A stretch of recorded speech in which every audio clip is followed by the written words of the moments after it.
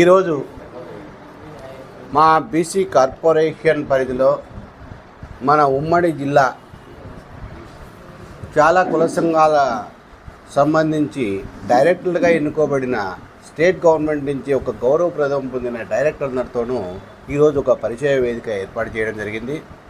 ఈ పరిచయ వేదికలో ఏ కులంలో ఏవి ఈ వాళ్ళకు కావాల్సిన పనిముట్లు అంటే ఆదరణ పనిముట్ల గురించి ఈరోజు క్షుణ్ణంగా వాళ్ళతో బ్రీఫ్గా కొద్దిగా తీసుకోవడం జరిగింది. ఇది ముఖ్యంగా వీళ్ళను పరిచయం చేసుకున్నాము. వీళ్ళ ఇంటెన్సివ్ అంతా చెప్పారు.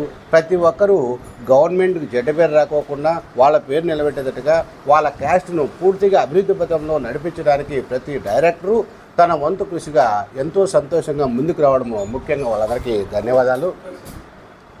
ఇప్పుడు ఆదరణ 3 పథకం కింద గవర్నమెంట్ ఏమేమి ఇవ్వబోతుంది, ఎంతెంత ఎక్స్పెండిచర్ పెడుతుంది, మీకు కావాల్సిన పనిముట్లు ఏంటివి, ఇవన్నీ ఈ డైరెక్టర్ ద్వారా చాలా విషయాలు నేను తెలుసుకోవడం జరిగింది. వాళ్ళు ఆయా సమాజం కోసము వాళ్ళ కమ్యూనిటీ కోసము చాలా విషయాలు క్రోడీకరిస్తూ నాతో చెప్పారు. అవన్నీ కూడా నేను మినిట్స్లో రాసుకున్నాను. ఆ మినిట్స్ అన్నీ కూడా మా గవర్నమెంట్కు అంటే మేము పూర్తిగా సీఎం గారికి, మా బీసీ వెల్ఫేర్ మినిస్టర్ అయిన సవితమ్మ గారికి లెటర్ రూపంలో మొత్తం రిటర్న్గా మేము ఈ మినిట్స్ అన్నీ పంపించగలుగుతాము.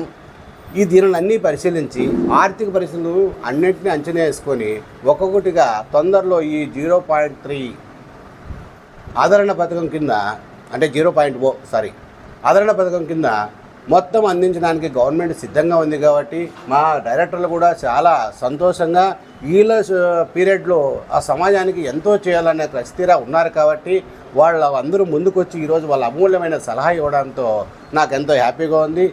ముఖ్యంగా ప్రతి కమ్యూనిటీ డెవలప్ కావాలనే కాన్సెప్ట్తో గవర్నమెంట్ ఈ ఆదరణ పథకం ప్రవేశపెట్టింది.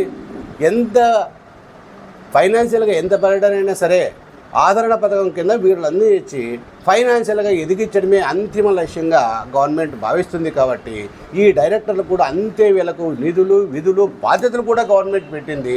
వీళ్ళకి దీంతోపాటు ప్రోటోకాల్ సౌకర్యం కూడా కల్పించి ఆ కమ్యూనిటీ కోసం వీళ్ళంతా కూడా సీరియస్గా కష్టపడాలని, గవర్నమెంట్ వీళ్ళకి ఎప్పుడు ఎల్లవేళ సపోర్ట్ ఉంటుందని, గవర్నమెంట్ పరువు కూడా కాపాడాల్సిన బాధ్యత, గవర్నమెంట్ని ఇంకా అభివృద్ధి పథంలో తీసుకురావాల్సిన బాధ్యత పూర్తిగా వీళ్ళ చేతిలో ఉందని తెలియపరచుకుంటూ ఇది ఫస్ట్ మీటింగ్ కాబట్టి ఇంకా ఈ గైడ్లైన్స్ వచ్చిన తర్వాత తిరిగి మా డైరెక్టర్లతో అందరితోనూ ఒక మీటింగ్ అనేది ఏర్పాటు చేసుకొని సవినయంగా స్టేట్ మొత్తం ఏం జరుగుతుంది, మన జిల్లాలో కావాల్సిన కుల వృత్తులకు ఏమేమి కావాలో అవన్నీ కూడా తదుపరి మీటింగ్లో మేము డిస్కస్ చేస్తామని సభాముఖంగా తెలియజేస్తున్నాం. అందరికీ ధన్యవాదాలు.